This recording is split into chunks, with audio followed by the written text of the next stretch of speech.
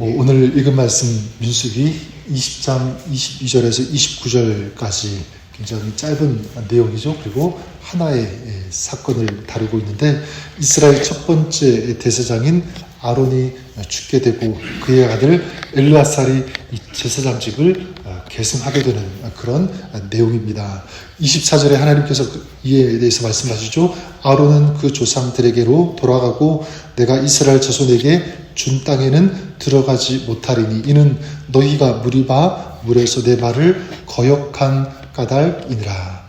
이스라엘이 물이 없다고 원망하고 불평할 때 모세와 아론이 하나님의 말씀대로 하지 않고요, 감정적으로 반석을 2번 내리치게 되는데 하나님께서는 이 일로 인해서 모세와 아론은 가나안 땅에 들어가지 못할 것이다 말씀하셨습니다. 이제 모세는 하나님의 말씀대로 아론의 아들 엘르아살에게 이제 아론의 옷을 입히게 되죠. 누군가의 옷을 벗겨서 다른 사람에게 입힌다는 것은 뭐냐면 이 주기를 이양하는 의식으로 볼 수가 있습니다. 이런 의식을 마친 모세는 이제 엘르아살에서 내려오게 되고요. 이 아론은 호르산에서 출애굽한 지 40년째 되던 해 123세에 이제 열조로 돌아가게 됩니다. 그리고 이스라엘은 이제 아론을 위해서 30일 동안 애곡하게 되죠. 통상적인 이 애곡 기간이 7일인데 그보다 훨씬 긴 기간 동안 애곡했다라는 것은 어떤 의미냐면 아론의 이 존재가 그만큼 굉장히 컸다, 중요했다라는 것을 알 수가 있습니다. 이 아론의 죽음, 이 출애굽 시대의 종결을 의미하면서도 또한 동시에 아론의 이 죽음은요, 이제 모세의 죽음의 전조이기도 합니다. 자, 이것이 오늘 말씀의 내용인데 오늘 아론이 죽고 엘르아살이 새로운 이 대제사장이 되는 위임되는 이 말씀, 이 내용이지만 이 말씀이 오늘 우리에게도 몇 가지 소중한 메시지가 된다라고 생각합니다. 2가지 크게 볼 수가 있는데 첫 번째는 뭐냐면 바로 이것입니다. 하나님의 말씀대로 움직이는 삶이 되어야 된다. 오늘 우리에게 주시는 말씀, 이스라엘 백성이 가나안을 앞두고 호르산에 도착했을 때 하나님께서 모세와 아론에게 말씀하셨죠. 아론은 그 조상들에게로 돌아갈 것이다. 그리고 이스라엘 자손에게 준 땅에는 들어가지 못하게 될 것이다.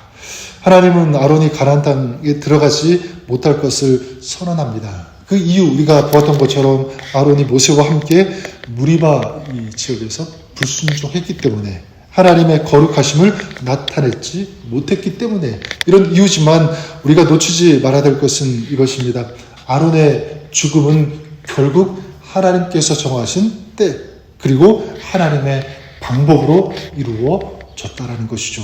이것이 우리에게도 중요한 영적인 이 교훈이 된다고 생각합니다. 결국 우리의 생명도 누구의 손에 달려있냐면 하나님의 손에 달려 있음을 믿습니다. 우리도 하나님께서 부르시면 그때 떠날 수밖에 없다. 그렇다면 우리의 삶은 누구의 뜻대로 살아가는 삶이 되어야 될까요? 하나님의 뜻대로 살아가는 삶이 되어야 되는 줄 믿습니다. 저 여러분들을 축복합니다.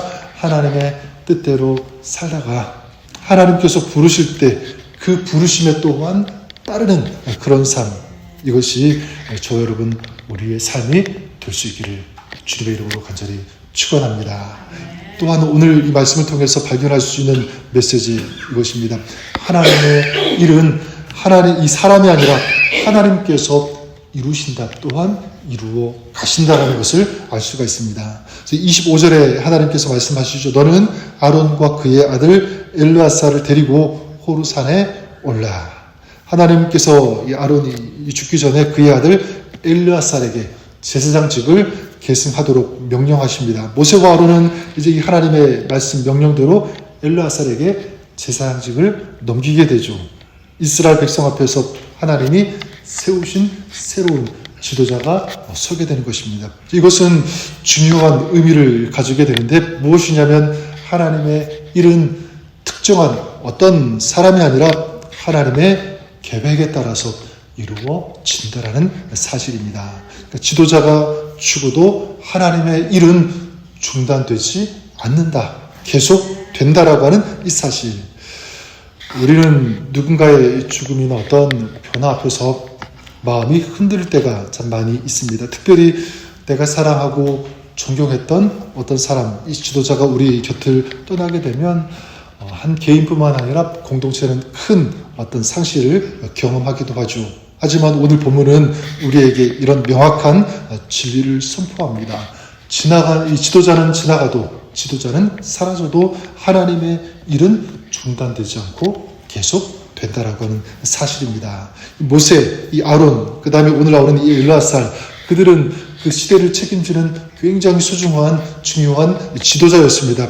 근데 여러분, 진정한 이 역사의 주인공은 누구냐면 사람이 아니라 하나님이시다.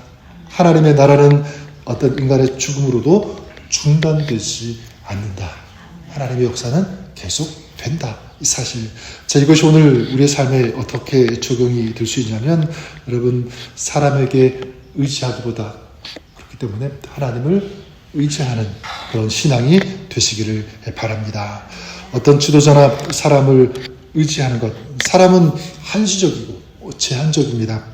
영원하지 않습니다. 그렇지만 우리 하나님은 제한적이지 않으시고요. 전능하신 완전하신 그런 분, 우리 하나님이신 줄 믿습니다. 우리가 진정으로 의지할 분, 우리 하나님. 이게 첫 번째 적용 포인트라고 한다면, 두 번째는 이제 우리도 다음 세대를 준비하는 신앙이 되어야 된다. 다르게 얘기하면 우리의 신앙, 우리 자녀들에게, 다음 세대에게 전수되고 계승될 수 있어야 된다. 거룩한 부담, 비전을 여러분 가지시기를 바랍니다. 오늘 말씀에 이 아론의 이 제사장직 어떻게 됩니까? 자연스럽게 이 엘르아살에게 이양이 되죠. 전수가 되었습니다. 이걸 통해서 알 수 있는 것, 우리의 신앙도 마찬가지 다음 세대에게 계승되고 전수될 수 있어야 된다. 그래서 우리 부모님이 자녀에게 믿음을 심어주고, 또 교회는 젊은 세대를 일으키고 가르쳐주고, 한 세대가 다음 세대에게 믿음의 바톤을 넘겨주는 그런 신앙, 그런 가정, 우리 교회가 그럴 수 있기를 바랍니다. 그래서 여러분의 신앙이 우리 자녀들에게 아름답게 흘러가고, 또 우리 교회도 마찬가지, 또 다음 세대를 키워나가는 이 거룩한 사명을 감당해 나가는 그런 교회 될 수 있도록 여러분 기도해 주시고 중보해 주시기를 간절히 부탁드립니다. 또 마지막 세 번째는 우리 모두, 여러분, 우리 모두가 한 시대를 달리는 사명자임을 꼭 기억해야 됩니다. 모세와 아론이 어떻게 했습니까? 마지막까지 하나님께서 맡기신 사명을 감당했던 것처럼 우리도 그래야 된다. 이 사명에 충실할 수 있어야 된다. 여러분들이 하나님께서 맡기신 이 귀한 사명을 우리 삶의 자리에서 하나님께서 허락하신 그 시간 안에서 잘 감당하시는, 충성하시는 이런 삶을 살아가시는 여러분 되시기를 주님의 이름으로 간절히 축원합니다. 말씀을 정리하면, 하나님은 사람을 통해서 일하시지만 사람에게 매이지 않으신다. 아론이 떠나도 하나님의 역사는 계속 된다. 그러니까 우리가 진정으로 의지할 분은 하나님. 오늘 그런 삶 될 수 있기를 바랍니다. 또한 그 하나님을 믿고 하나님께서 허락하신 시간 속에서 하나님께서 맡기신 이 사명을 충실하게 감당하시는 오늘 하루 여러분의 삶이 될 수 있기를 바랍니다. 그럴 때 하나님의 역사는 오늘 우리의 삶에도 계속 될 것을 믿습니다. 우리를 오늘도 도와주시고 우리와 함께 해주실 것을 믿습니다.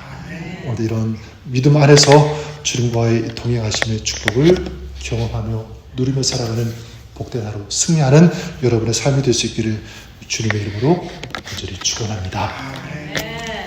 살아계셔서 오늘도 저희와 함께 하시는 좋으신 하나님 아버지, 오늘도 진정 주님을 의지하는, 주님과 동행하는 저들의 삶 하루가 되어지기를 간절히 원합니다. 또한 저들에게 허락하신 귀한 사명 감당하는, 충성하는 저희들 되게 하여 주시옵소서. 또 믿음 안에서 주님과 동행하는 저들의 삶 가운데 또 주님께서 함께 하시고 역사하시며 도우시고 채우시는 은혜와 은총 허락하여 주옵소서. 믿음으로 기도하는 것 주님께서 들으시고 응답하여 주옵소서.